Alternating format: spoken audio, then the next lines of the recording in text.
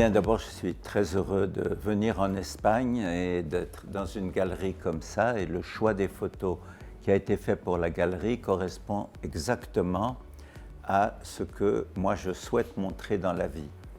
Les jeunes et la jeune génération m'ont vraiment appris ce que dans les années 60, ma jeune génération dans les années 60 ne s'occupait pas du tout de préserver l'océan, de préserver la nature, la végétation et surtout les animaux. Où moi je faisais surtout des prises de vue pour la haute couture, donc ça n'était pas du tout la même chose que maintenant ce qu'il se passe dans la mode où c'est devenu une industrie énorme qui détruit absolument tout.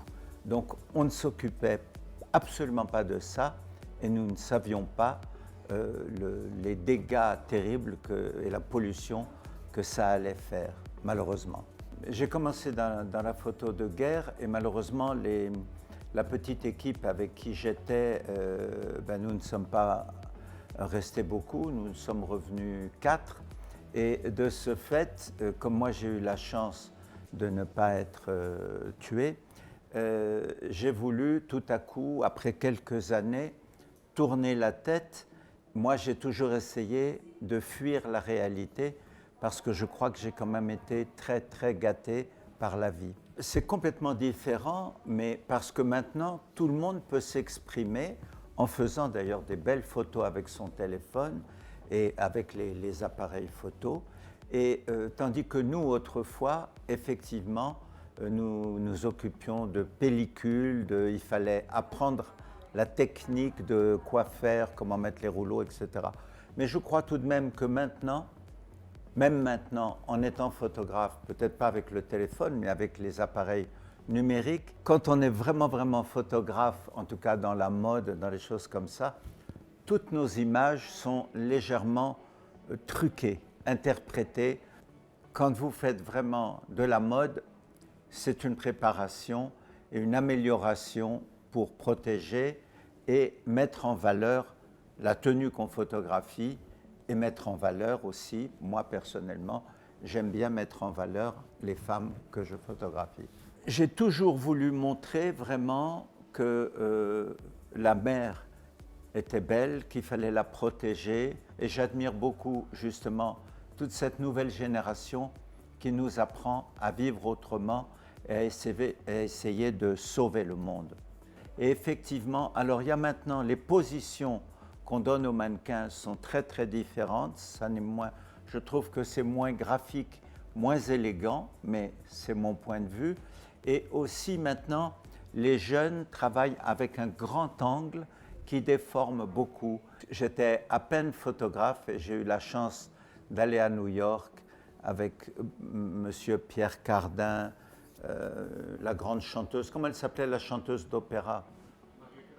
Maria Callas, d'aller avec ces gens-là à New York et j'ai rencontré Diana Vreeland qui m'a tout de suite donné à faire une série pour Vogue. Pour moi, c'était absolument extraordinaire. Donc j'ai fait une série à New York et j'ai fait des robes Paco Rabanne au Maroc, à Marrakech. Mais chaque fois que j'ai la possibilité ou qu'on me demande de photographier un acteur, une actrice, ou je dis n'importe qui, Nelson Mandela, Frank Sinatra. Donc, non, je n'ai pas quelqu'un de spécial, mais chaque nouvelle personne que je photographie, même si ce n'est pas une célébrité, de photographier quelqu'un, j'ai toujours le cœur qui bat un peu plus vite.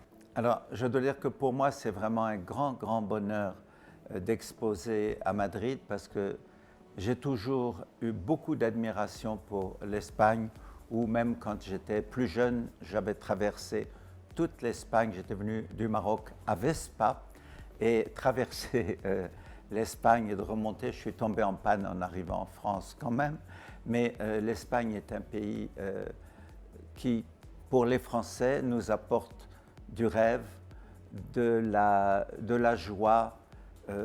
Les gens sont chaleureux, bonne humeur. On a besoin de faire rêver.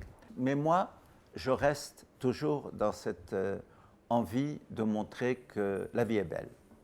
Estoy feliz de estar con RTV. No, plus. Merci, je suis content.